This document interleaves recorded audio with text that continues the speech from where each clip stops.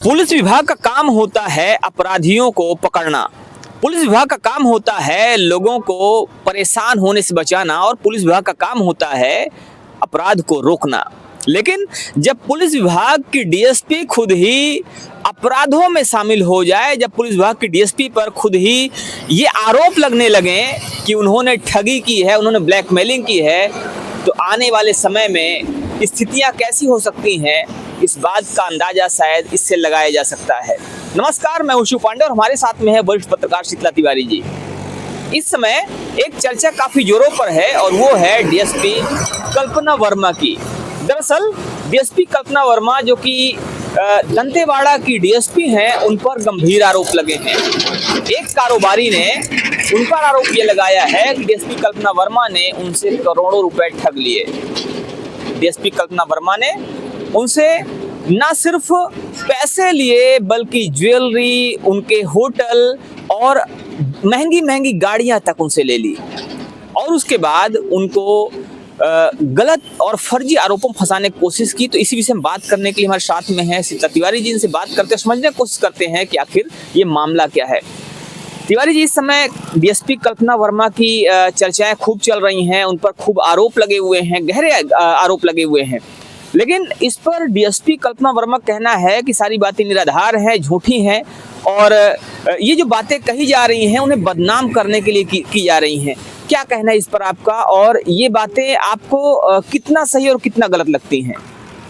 अपने बचाने के लिए जो है कल्पना तमाम प्रकार का जो है हथकंडा पांडे जी अपना रही हैं। उनको ये लगता है कि शायद है कि हम इसमें जो है बच जाएंगे, लेकिन कहीं ना कहीं दीपक ने अगर आरोप लगाया है तो सामान्य बात है पांडे जी कि दीपक या कोई भी व्यक्ति हो पुलिस पर, वह भी पुलिस अधिकारी पर इतना गंभीर आरोप तो कोई सामान्यतः नहीं लगाएगा। कुछ न कुछ इसमें हकीकत तो होगी। और जैसा वह कह रहे हैं कि हमने जो है 2021 से संपर्क में आए हैं, यहाँ तक तो साबित जो है करीब 60-70% अगर हम देखा जाए तो लोग यह साबित कर रहे हैं कि कहीं ना कहीं जो है इससे प्रेम परस्पर यानी प्रेम संबंध इन दोनों का जो है उसको देखा जा रहा है कि दोनों का जो है प्रेम संबंध है,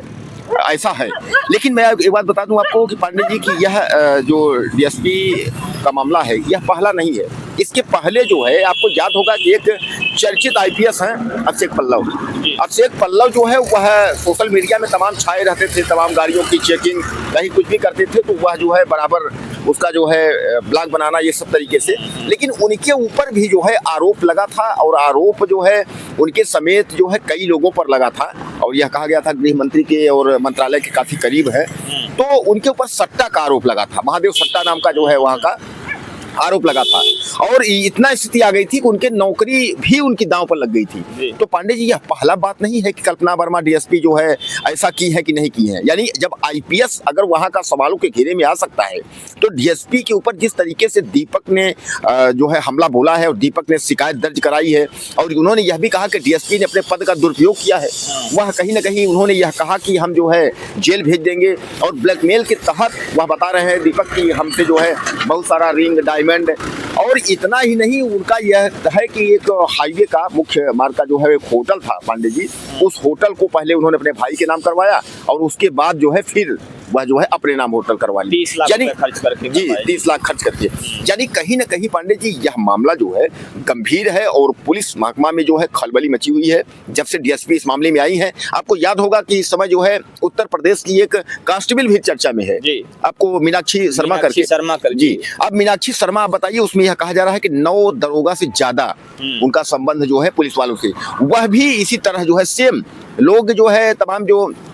सोशल मीडिया पे लिख रहे हैं पांडे जी, वह कहीं ना कहीं जो है इन दोनों का फोटो लगा करके एक तरफ डीएसपी का एक तरफ मीनाक्षी शर्मा का, और कह रहे हैं कि इधर जो है 9 से ज्यादा दरोगों से उनका संबंध रहा है और वह जो है अवैध संबंध बनाती थी। उसके बाद वह भी जो है महंगे महंगे मोबाइल फोन और रिंग और डायमंड इस तरीके का डिमांड करती थी और बाद में 25 लाख का डिमांड करती थी। और हाल में ही एक उत्तर प्रदेश के पीलीभीत में जहाँ इसकी पहले उसकी पोस्टिंग थी तो मोहित नाम के एक सिपाही को उसने जेल भी भिजवा दिया था। अब वही दूसरी ओर जो ये डीएसपी का मामला आया वह तो सिपाही थी, अब यहाँ तो डीएसपी घेरे में आ गई। अब डीएसपी जो है दंतेवाड़ा का ये कल्पना इस समय जो है ये चर्चा में है। क्या लगता है आपको कि इनके ऊपर क्या होना चाहिए? देखिए, ये तो पुलिस विभाग का मामला है कि पुलिस पहले जांच करे और उसके बाद फिर क्या हो सकता है या क्या अपराध सिद्ध होता है उसके हिसाब से कार्रवाई होगी। लेकिन फिलहाल ये जो बातें सामने आ रही हैं, जो चीज़ें वायरल हो रही हैं, ये अपने आप में गंभीर हैं। आपको बता दें कि ये जो मामला वायरल हो रहा है, इसमें ना सिर्फ आरोप लगे हैं, बल्कि जो दीपक टंडन है, दीपक टंडन ने व्हाट्सएप चैट का स्क्रीनशॉट भी वायरल किया है। वो बता रहे हैं कि किस किस तरह से उनकी बातें होती थी, और वो जो साक्ष्य उन्होंने दिए हैं, वो साक्ष्य कहीं ना कहीं दर्शा रहे हैं कि दोनों के बीच में पहले काफ़ी नज़दीकी थी, और उसके बाद जब ये चीज़ें थोड़ा सा तलखीम बदली तो उसके बाद संबंध खराब हुए और दीपक टंडन पर आरोप लगाए गए या उन्हें फर्जी केस फंसाने की कोशिश की गई, जैसा कि उनका कहना है। अब देखने वाली बात यह है कि आने वाले समय में इस पर पुलिस विभाग क्या कार्रवाई करता है। क्या डीएसपी कल्पना वर्मा अपने आप को बचा पाएंगी, या दीपक टंडन की जो पेश किए गए साक्ष्य हैं, वो साक्ष्य कुछ ऐसे हैं कि डीएसपी कल्पना वर्मा को परेशानी मिला सकते हैं। फिलहाल अगर इन सब साक्ष्यों की बात की जाए तो क्या कहना है आपका कि ये साक्ष्य कहाँ तक सही लगते हैं, और इससे अगर डीएसपी कल्पना वर्मा की बात की जाए तो उनकी मुश्किलें कितना बढ़ सकती हैं? पांडे जी, इसमें जो है आप कुल मिलाकर के आप समझ लीजिए कि डीएसपी जो है सवालों के घेरे में है, और यह एक नॉर्मल अपराध नहीं, यह एक गंभीर अपराध है। क्योंकि सामान्य बात है कि अगर कोई सिपाही लेवल का व्यक्ति अगर इस तरीके का काम करता है तो बात कुछ अलग होती है, लेकिन डीएसपी जो कि पीसीएस रैंक की नौकरी है, और पीसीएस रैंक की नौकरी अगर जो कि दूसरों को न्याय देने वाले इस तरीके, पांडे जी तमाम आपने किसी देखा होगा पुलिस उसमें जाते हैं कि हमसे झांसा दे करके ये ले लिए वो ले लिए, इस तरीके जो है, तो यही लोग न्याय करते हैं। अब जब यही लोग जो है इस तरीके का काम ये लोग करने लगे, अब यहाँ सीधे सीधे जो खबरें चल रही हैं पांडे जी, वह सीधे की शादी का झांसा दे करके उसने इतना ठगे, अब जो है लुटेरी डीएसपी, और इस तरीके यानी तमाम जो है लोग कमेंट जो है उल्टा सीधा जो है डीएसपी के बारे में कर रहे हैं। जैसा कहा जा रहा है कि उच्च अधिकारी हैं, बड़े अधिकारी हैं, वह जांच कर रहे हैं, और अगर पांडे जी अगर जांच में अगर सही पाया जाता है तो डीएसपी के ऊपर कार्रवाई होगी। क्योंकि जैसा कि जो कारोबारी है दीपक कारोबारी ने जिस तरीके से आरोप लगाया है, और उसने जो है लिखित के अलावा उसके पास सबूत भी सब है, उसका पेपर है, तमाम दस्तावेज और चैट सब उसने दिखाया। लेकिन एक बात तो पांडे जी इसमें तय है कि यह कहा जा रहा है कि 2021 से जो मामला ये है इन लोगों का, तो प्रेम परस्पर का मामला है। सीधे सीधे इसमें जो है, इसके पहले जो है इन दोनों की काफ़ी नज़दीकियाँ थी। नज़दीकियाँ में जो है व्यवसायी जो था उसने जो कुछ भी गिफ्ट किया, इस तरीके से आप मान लीजिए जो कुछ भी दिया होगा, लेकिन बाद में यह कहा जा रहा है कि इन दोनों में जो है जब अलगाव होता है, दूरियां बनती हैं, तो डीएसपी ने जो है ब्लैकमेलिंग शुरू कर दी, और ब्लैकमेल के तहत जो है ज़्यादा से ज़्यादा संपत्ति हथियाने की कोशिश की। पांडे ये एक बात समझ में ये नहीं आता है कि आजकल जो नौकरी में आते हैं, चाहे वो डीएसपी हों, पीसीएस रैंक हो, चाहे अधिकारी हों, चाहे नॉर्मल भी हों, इन लोगों को खासकर जो महिला है, जैसे महिला सिपाही का हमने अभी बात की, तो इनको ऐसा क्या शौक हो जाता है कि हम कितनी जल्दी जो है खूब सारे पैसे हो जाए, खूब सारी दौलत हो जाए, ऐसा क्या इन लोगों में क्या लगता है आपको? देखिए, आजकल युवाओं में एक